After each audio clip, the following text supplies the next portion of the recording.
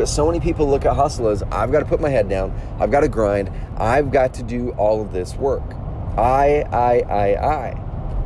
That's going to lead you guys into a massive tailspin eventually, where you're going to get burnt out, where you're going to be wondering, why am I living this lifestyle for so long? I haven't achieved what I've wanted to achieve yet. And that's what happens to so many entrepreneurs.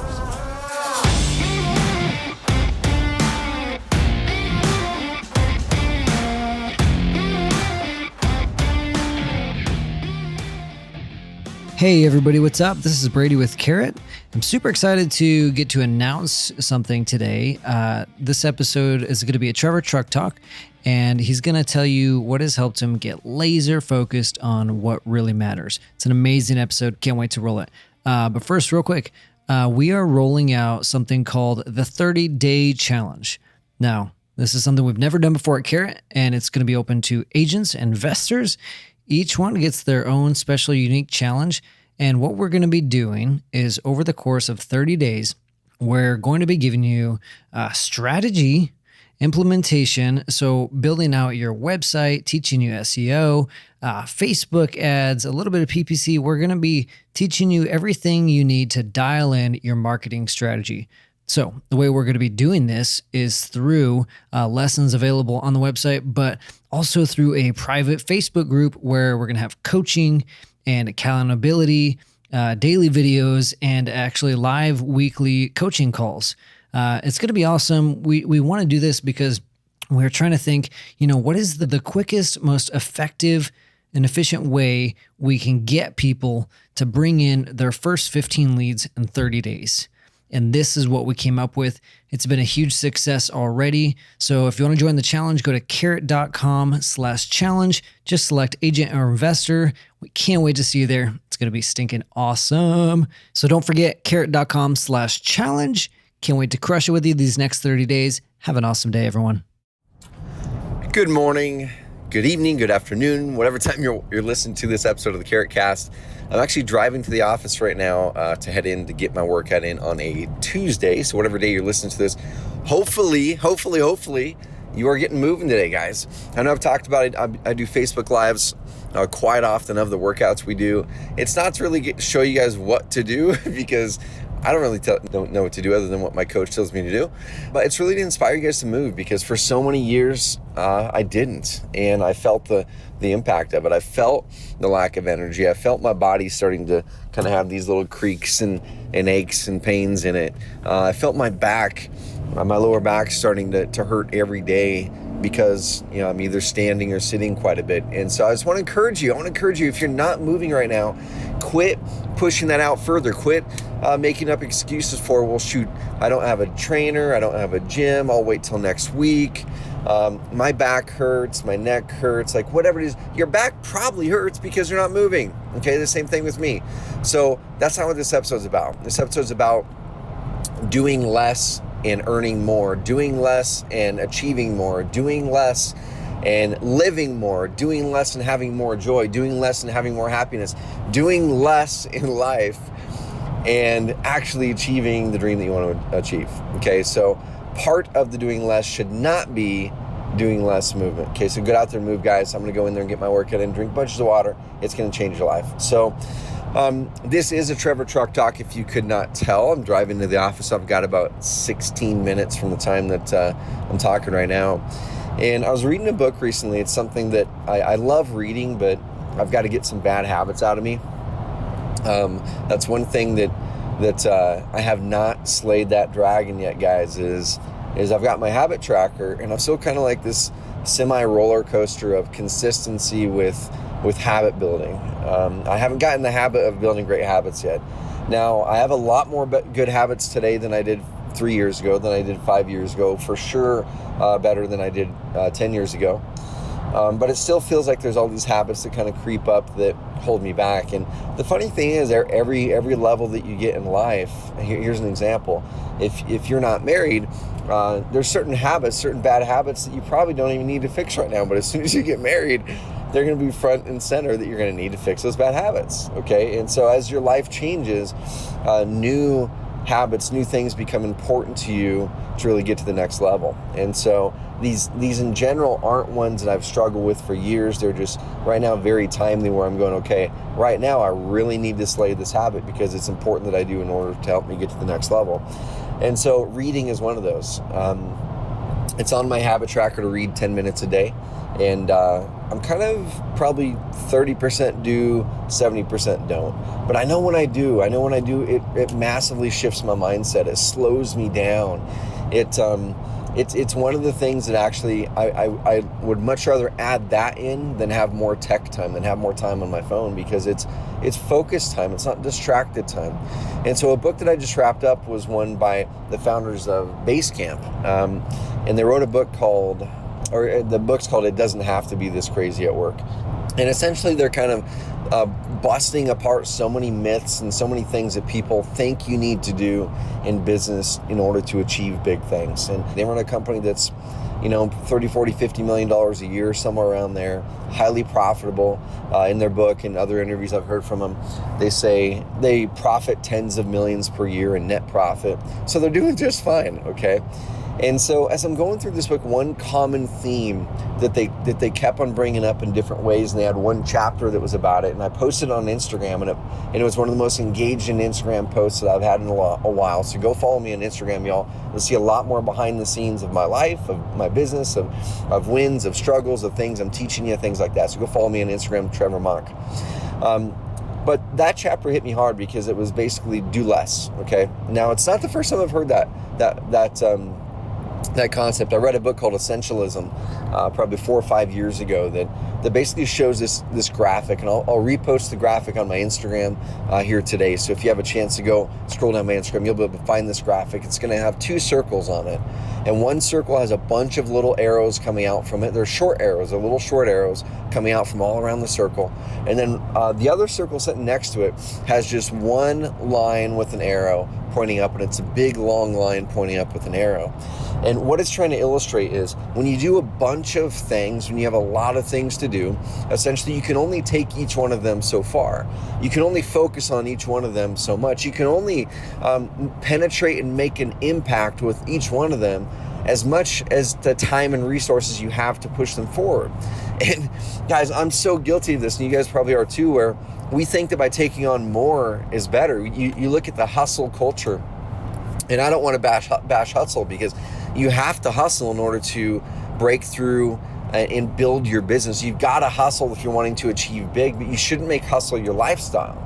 And I think that's one of the things that people get so wrong. This is my opinion anyway, that if you make hustle your lifestyle, you can definitely achieve a lot in the business side of your life. But what about hustle on the other sides?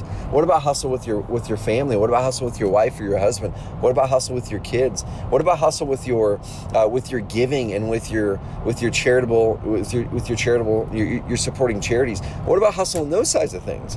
I think people always look at hustle on the business side, and they glamorize hustle over there. And hustle really means do a lot of things. Okay, do lots of things, have long work days, have long work weeks, work 60 hours, work 80 hours a week. That's hustle. Okay, now that's what most people think is hustle. Now I want to show you the version of hustle that I love, and how it actually means doing less, and how it actually means working smarter and bringing other people into the fold to help you and to really push this vision and mission forward. Okay, what I deem as hustle is someone who's very, very clear on where you want to go, and you do everything that you need to do to get there. Okay, that to me is hustle. You're very clear on where you need to go, and you do everything that you need to do to get there. Now, it doesn't mean that you've got to do it all, right? And that's one thing that I got wrong early on. That's the thing I got way wrong early on, and I still find myself falling into that trap. Is there's an important project ahead of me, and I'll give you a couple examples here. And rather than bringing in someone else to help me and kind of aligning around the outcome together, okay, hey, here's the outcome we want to have from this, and here's some criteria I'd love for you to look at. Now you go out there and solve this problem, then bring back to me a couple proposals. Bring back to me your best 2 or 3 ideas on this, and we'll talk it up together and make a decision together. That to me is a much better way to hustle. Bring other people along for the journey so they can help push this forward for you and with you. Okay, but so many people look at hustle as, I've got to put my head down, I've got to grind, I've got to do all of this work. I. That's going to lead you guys into a massive tailspin eventually, where you're going to get burnt out, where you're going to be wondering, why am I living this lifestyle for so long and I haven't achieved what I've wanted to achieve yet? And that's what happens to so many entrepreneurs. Okay, you start to hustle and you start to do so many things and you start to get some success. You're like, amazing, I'm just going to do more of what's already worked. I'm going to do more of that stuff that's already worked. And we don't catch up our ability to delegate. We don't catch up our ability to say no, because in the early days, you have to say yes to lots of things. The early days, you got to say yes to almost everything. You got to say yes to that meeting. You got to say yes to trying out that marketing thing. You've got to say yes to trying this new strategy over here. You've got to say yes to so many things at the start because you've got to get momentum. One of the ways people don't get momentum as an entrepreneur is they say no way too much, or they say maybe. That's even worse, is maybe. They're hesitant on taking action on things. They're hesitant on looking at Carrot and going, okay, cool. I see all these case studies and tons of leads, millions of leads that have came in from Carrot, and thousands of deals are closed every single year from Carrot customers with inbound marketing, online marketing. They're some of the highest profit, highest margin deals. People come to you, okay? They see the case studies, but you say maybe or no, because they're like, I'm not sure if that really can work for me. I see it's working for all these people, but I'm not sure it can work for me. Or maybe you've tried it out, but you really didn't execute the full plan. That's a maybe. That's not a yes, that's a maybe. That's a maybe, I'm gonna give this a real go. Okay, so in the early days, way too many people say no and maybe. And you need to be saying yes very, very early on, a lot. But then quickly, you need to shift that over to a lot more no's. Okay, a lot more no's. As soon as you find a couple things that work, there should be a lot of no's being thrown out there. If someone else wants to bring a new opportunity, nope, I've got this right ahead of me. I'm going to tackle this. What about this new marketing thing? Nope, this one over here is crushing it, and I haven't taken it deep enough. I'm going to go deeper and deeper and deeper on this one. Okay. What about going over here and trying this new business? Nope. That might be something cool for next year, but I need to get a team hired out over here first, so I don't deplete my golden goose over here that's working so well for me and rob it of the resources it needs to grow. I'm going to get the resources it needs to grow, get a team set up, get systems set up, and then I'll go over there and look at that opportunity. Okay. What about going to this other event? Nope. I already know exactly what I need to do right now. I don't need to go to another event. I need to just go and show up to my day, and I need to show up and make sure that I'm clear on what I need to do this month. I'm clear on what I need to do this week to achieve what I need to do this month, and I'm clear on what I need to do today and actually do that. I'm not going to get distracted. Okay. Hey, check out this post on Facebook or Instagram. It's like I'm saying here. Nope. I already know exactly what I need to do. I'm focused on what I need to do today. I'm not going to get distracted. Okay, the no's need to come a lot more. You need to do a lot less to achieve more, to be more, to strive for more. Now, here's some real world examples, okay? This is about 3 months ago. We're coming up with a new career advancement framework here at Carrot, and that's something that as we grow, we're 26 people now. As we grow, I keep on being a massive bottleneck in the business. And it's funny because there's these different stages in business that happen, and at every stage, in the first few times, you think, man, I've got it figured out now. And you realize after going through the cycle a few times that, number one, you'll never have it figured out, because as long as you're growing, things always change. You always have to become and learn and be something else to hit the next level. But when you're just one person, the first thing you have to do is go, okay, cool, let me say yes to a bunch of stuff. Let me figure out what works. Let me get clear on where I want to go. Let me get very clear on my vision. Let me get very clear on why that vision matters to me. Because if you don't get clear on any of that, nothing else matters, okay? Take out a piece of paper, or if you're driving, visualize this in your mind. Okay, visualize a bullseye. So this bullseye has 3 rungs to it. Draw the inner rung, the bullseye in the middle. It's a smaller one. Then draw one right outside of that, and then draw one more right outside of that. So you've got 3 rungs there. Okay, and then write down, or visually write, right in the middle of the bullseye is why. Okay, then right outside of the why is the what is what. Okay, then right outside of what is how. So you've got why, what, how. Okay, And this is something I learned from Simon Sinek. He calls it the golden triangle. I think I mix up the why. I mix up the what and the how. He does how and then what, I think it is. But I do what and how.